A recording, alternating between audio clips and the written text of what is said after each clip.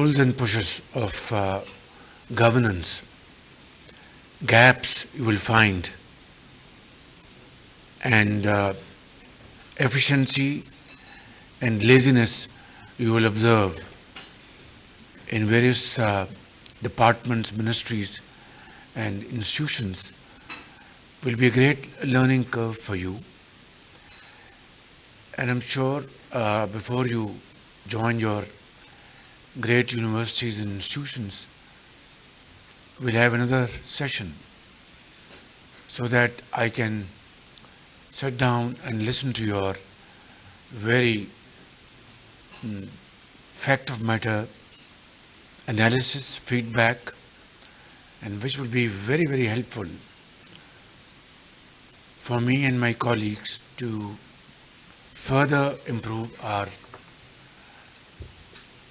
system of governance. It's now about 15 to 16 months that we are in charge of federal government. And when we took over, Pakistan had just come out of a very serious threat of default. It was the month of June 2023. I was in Paris, and our fate was hanging in the balance. Overwhelming majority was of the view that we are going to, God forbid, default on our payments, our sovereign commitments, and minority was of the view that we'll probably escape this disaster. And if you ask me, until I had met managing director of IMF in Paris, I was not sure. I was sure that we will not default, but I didn't know that we will be able to achieve a program in this short span of time. As luck would have it, we were able to avoid default after my marathon discussion with Managing Director IMF. I was then the Prime Minister of PDM government. Fast forward, we were again here in Islamabad, and I took oath on 4th of March last year. At that point, our economy was in a bad shape. We were all observing galloping inflation, touching 38%. Our policy rate was about 22.5%. And our business atmosphere was at best very skeptical. FDIs were remote, and foreign remittances were at best average in comparison to the previous years.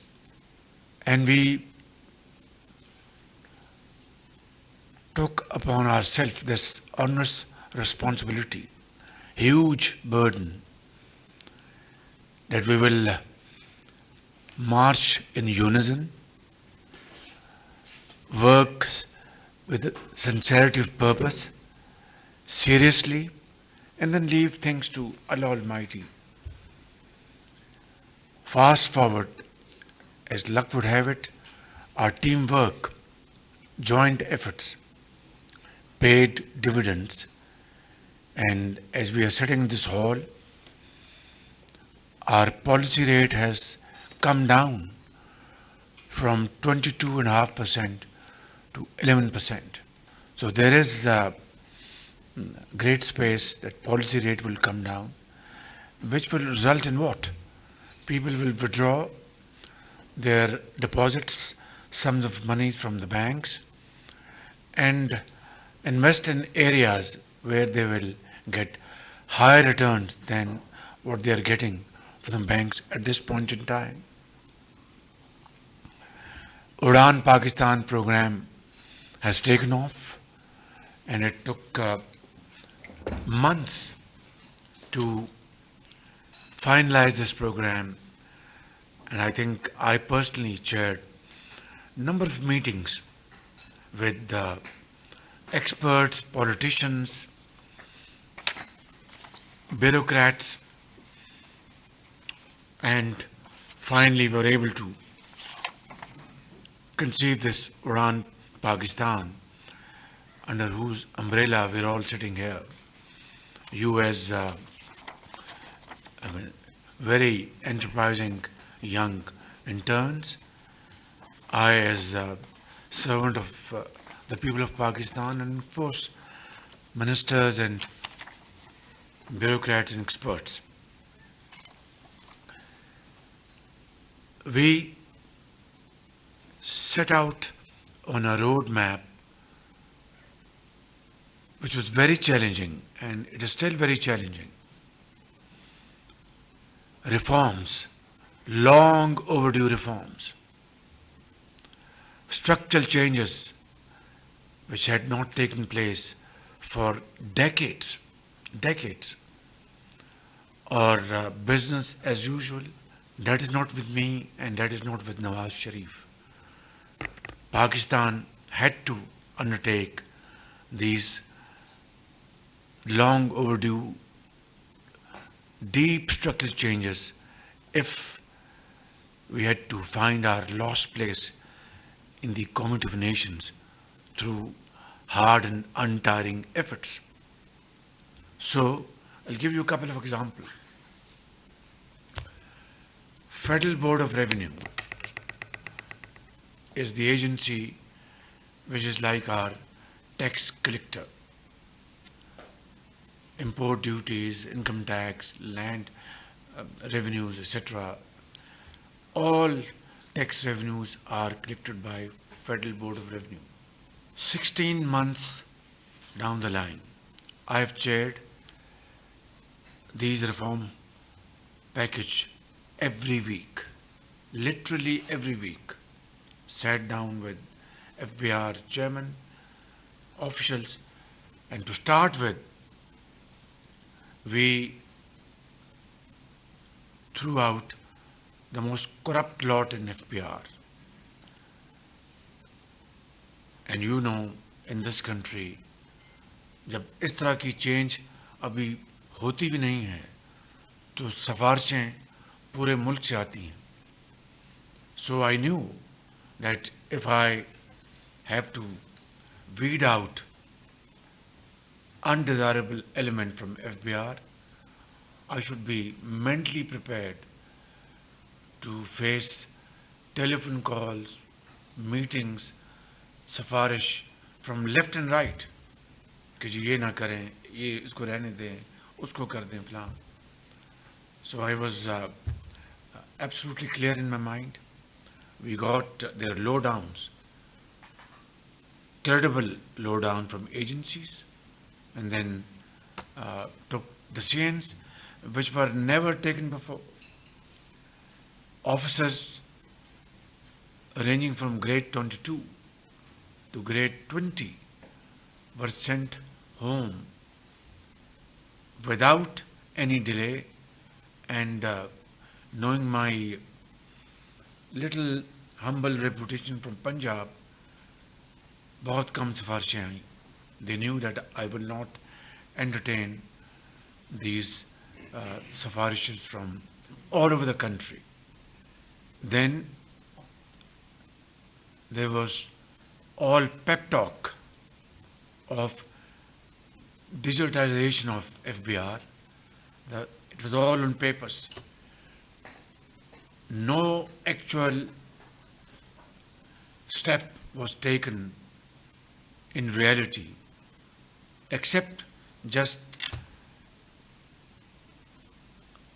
first few steps, and that too through the support of World Bank and other agencies.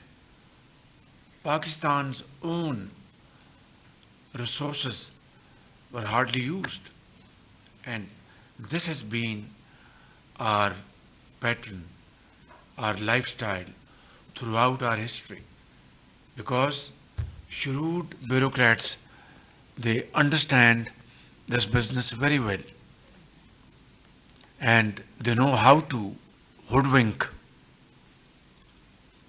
reality and create fiction which they would accept whether they like it or not. That does not mean that there is any dearth of high quality, honest and hard-working bureaucrats. This country is full of them, but they are not given the chance and the opportunity. I brought the best people in FBR, starting from the chairman and to the higher tiers. I hired consultancy firm in this country, and as I speak, you would be very happy to know that digitalization today is the hallmark in FBR. Everything is being converted from papers to IT-led initiatives. And of course today, I can also say AI-led initiatives. Faceless interactions.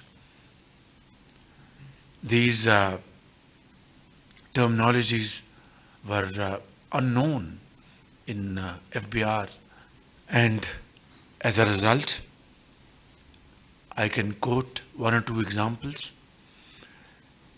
A sector in our industry which was contributing just 12 billions previous year will now be contributing through enforcement more than 50 billion rupees. This was the gap through collusion. Massive evasion. This is only one sector. You can multiply this by hundreds of other sectors. So this is what FBR was doing, and this is what FBR is now required to do. It's a long journey, thorny journey. We are facing bumps on the way and mountain-like impediments, very challenging tasks, but I can assure you, great daughters and sons of this country, that we will not shy away from discharging our responsibility in the service of the nation.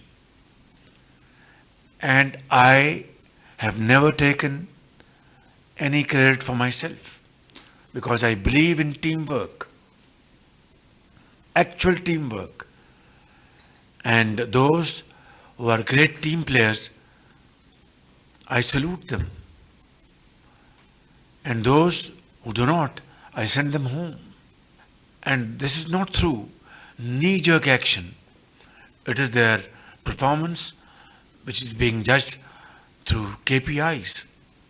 So, what I'm saying is that delivery is the name of the game. Performance is the name of the game. I have no love lost for any person. They are all my very honorable, respected colleagues, whether they are bureaucrats, professionals, ministers, ministers of states or special assistants, advisors, and so on and so forth. They are my masters if they are serving the nation. And I don't know them if they're not serving the nation. So this is a new paradigm shift. This is the order of the day. Difficult as it is, but we have to achieve our targets. If we don't, then we would have failed to serve the cause of this country. And I will have to face the music along with my colleagues in all earnest. And if we're able to deliver, I think Allah Almighty, through His infinite mercy and blessings, we can stand with our head high in public domain. That's the crux of our philosophy of work ethics, ecosystem. I will not take more of your time. I think I've explained the essence of where I come from and my colleagues. I wish you best of luck. You are our future hope, and I mean it from the core of my heart. And we look towards you. The key of this country's success story is in your hands. So any expenditure on our youth is not an expenditure, it is investment. And this is my belief from ages. What like laptops I distributed in Punjab, purely on merit. Not one case against merit, purely on merit 100%. And education stipends to the tune of 20 billion rupees when I was in Punjab. Again, purely on merit. Boys and girls coming from poorest background. At times they were double orphans.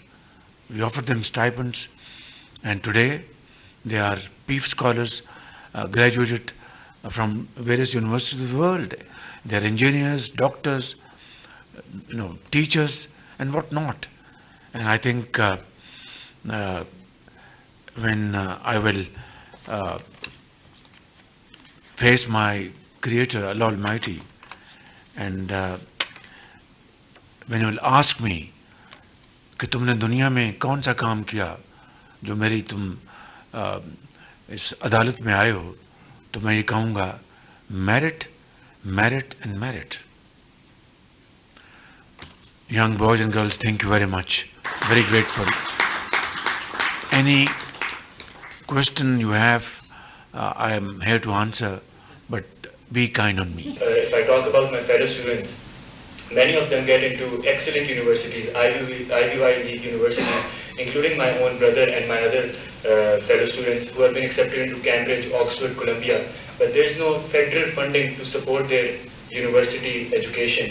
My own brother, we could not send him because of the funding. If there's any federal funding from these universities, because they're credible students who have been accepted from Punjab Education Endowment Fund has now been graduated to Pakistan Education Endowment Fund. And this is, again, I said, based purely on merit. So this fund has come to action, and we will certainly, of course, we cannot meet ever increasing requirement. Although if I have funds, I would spend all these funds to finance your education bills. But there is a limit.